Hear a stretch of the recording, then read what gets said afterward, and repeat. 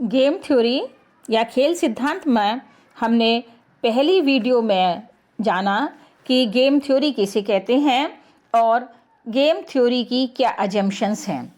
अब ले रहे हैं इसके अंदर दो व्यक्ति स्थिर राशि खेल या two person constant sum game. एक अल्पाधिकारी अपनी रणनीति अपनाते समय यह मानता है कि उसका प्रतिद्वंदी ऐसी नीति को अपनाएगा जो उसके लिए सबसे ज़्यादा हानिकारक होगी, अर्थात वह सुरक्षित खेल की विधि को अपनाने में ज़्यादा सुरक्षित महसूस करेगा। इसलिए अल्पाधिकारी सभी प्रावधानों को जानता है जिसमें से कोई भी वह अपना सकता है या उसके उद्योग प्रतिद्वंदी अपना सकते हैं। अर्थात अल्पाधिकारियों में संघर्ष की प्रवृत्ति पूर्णतः प्रतिपक्षी खेल स्ट्रिक्टली एडवर्सी गेम की होती है। पूर्णतः प्रतिपक्षी खेल का अर्थ है कि एक के दृष्टिकोण में परिणाम उसके पक्ष में और दूसरे के विपक्ष में। दोनों खिलाड़ियों के लिए खेल का परिणाम का योग यदि एक राशि हो तो उसे स्थिर राशि खेल या कांस्टेंट सम गेम कहा जाता है। उदाहरण के लिए यदि 10 रुपये लाभ की स्थिर राशि को दो विक्रेताओं ए एंड बी के बीच बांटना है तो ए को 8 रुपये तथा बी को 2 रुपये मिलेंगे। यदि ए को 3 रुपये देते हैं तो बी को 7 रुपये मिलेंगे। यदि ए को 4 रुपये तो बी को 6 रुपये मिलेंगे। इसी प्रकार और भी कोई भी संयोजन बनाए जा सकते हैं। यहाँ पर दो अल्पाधिकारी 20 रुपये के लिए परस्पर प्रतियोगिता में लगे हुए हैं जिनको तालिका द्वारा स्पष्ट किया गया है। इस तालिका के अंतर्गत हमने लिया स्थिर राशि खेल पे ऑफ मैट्रिक्स एंड स्ट्रेटेजीज। इसको 3 कॉलम में डिवाइड किया है। पहला कॉलम है ए की तरकीब या प्राविधियाँ, स्ट्रेटेजी ए की। दूसरा बी की प्राविधियाँ या कि बी की स्ट्रेटेजी। और तीसरा है पंक्ति का न्यूनतम लाभ या पंक्ति अल्पश यानी कि रॉ मैक्सिमा मिनिमा। ए की तरकीब में हमने फिर लिया A1, B1, A3। बी की प्राविधियों को 3 भागों में बांटा गया, B1, B2, V3। B1 में हमने लिया 02, 04, 05। B2 में आया 8, 3 एंड 6। 3 में आया 1, 9 एंड 7। कॉलम का अधिकतम या उच्चिष्ट क्या है, कॉलम मैक्सिमम क्या है, यानी कि 5 है क्योंकि B1 में सबसे ज़्यादा हाईएस्ट फिगर आ रही है 5 की। B2 में हाईएस्ट फिगर आ रही है 8 की और B3 कॉलम के अंदर आ रही है 9 की फिगर आ रही है। लाभ आधाती पे ऑफ मैट्रिक्स को दिया हुआ होने पर वह कौन सी विधि को अपनाएगा तथा उसका क्या परिणाम होगा यह देखना होगा।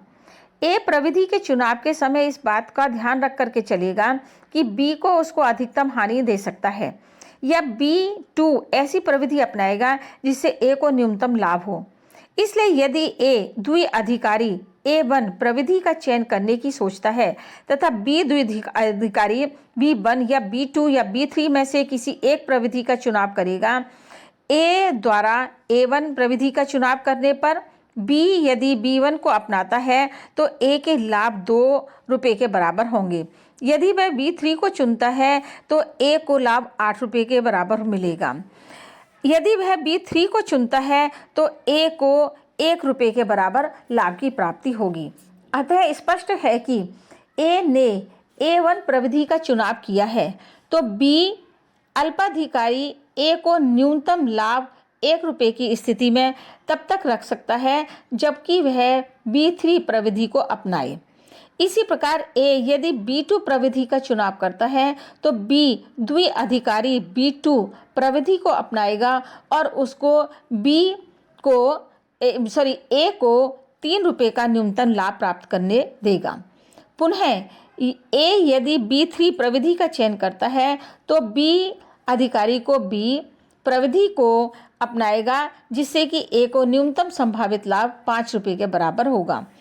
अब यह स्पष्ट है कि ए द्विअधिकारी A3 प्रविधि का चयन करेगा क्योंकि बी यदि उसके लिए सबसे हानिकारक चाल चलता है तो भी उसको 5 रुपये का लाभ प्राप्त होता है। पुनः यदि A3 प्रविधि का चयन करता है तो बी अधिकारी बी प्रविधि को अपनाएगा जिससे ए को न्यूनतम संभावित लाभ 5 रुपये होगा। अब यह स्पष्ट है कि ए द्विअधिकारी A3 प्रविधि का चयन करेगा क्योंकि बी यदि उसके लिए सबसे हानिकारक चाल चलता है तो भी उसको 5 रुपये का लाभ प्राप्त होता है। A1 तथा A B प्रविधियों के अपनाने पर ए को क्रमशः 1 रुपये तथा 3 रुपये के लाभ प्राप्त होंगे, जो कि 5 रुपये के लाभ से कम है। अर्थात ए तीनों प्रविधियों में प्राप्त हो रहे न्यूनतम लाभों में से अधिकतम लाभ को चुनेगा। ए द्विअधिकारी द्वारा A2 प्रविधि के चुने जाने पर बी को मालूम पड़ जाता है, तो उसको बी द्विअधिकारी B1 प्रविधि को अपनाएगा, क्योंकि ऐसा करने पर वह ए को न्यूनतम संभव लाभ 5 रुपये होने देगा, जिससे उसको अधिकतम लाभ प्राप्त होगा। ए द्वारा A3 प्रविधि को अपनाए जाने पर बी यदि B2 या B3 प्रविधि को अपनाता है तो ए को क्रमशः 6 रुपये या 7 रुपये का लाभ प्राप्त होगा। अतः ए के A3 प्रविधि के चुनने पर बी द्विअधिकारी B1 प्रविधि को चुनेगा। ए के B3 प्रविधि और बी के B1 प्रविधि चुनने पर ए को 5 रुपये का लाभ होगा। संयोगवश यहाँ पर दोनों कुल लाभ का आधा आधा ले रहे हैं, परंतु हमेशा ऐसा होगा यह आवश्यक नहीं है। दूसरी स्थिति में यदि बी द्विअधिकारी ए से पहले प्रविधि का चुनाव करता है तो वह इस बात का ध्यान रखेगा कि ए उसको अधिक से अधिक हानि पहुंचाएगा। ए की बी के लिए सबसे हानिकारक प्रविधि वह होगी जो उस ए को अधिकतम लाभ संभव लाभ प्रदान करेगी और बी लाभ को न्यूनतम कर देगी। बी यदि B1 प्रविधि को और ए प्रविधि को चुनता है तो ए उसके लाभ 2 रुपये तथा बी के 8 रुपये के बराबर होंगे। यदि A2 प्रविधि को लेता है तो ए को 4 रुपये तथा बी को 6 रुपये के लाभ होंगे। इसी प्रकार यदि A3 प्रविधि को लेता है तो ए तथा बी दोनों को 5-5 रुपये के लाभ होंगे।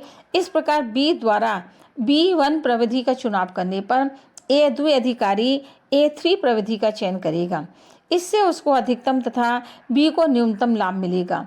अब यदि बी B2 प्रविधि को लेता है तो ए की बी के लिए सबसे हानिकारक प्रविधि A1 होगी, क्योंकि ऐसी स्थिति में ए 8 रुपये लाभ होगा।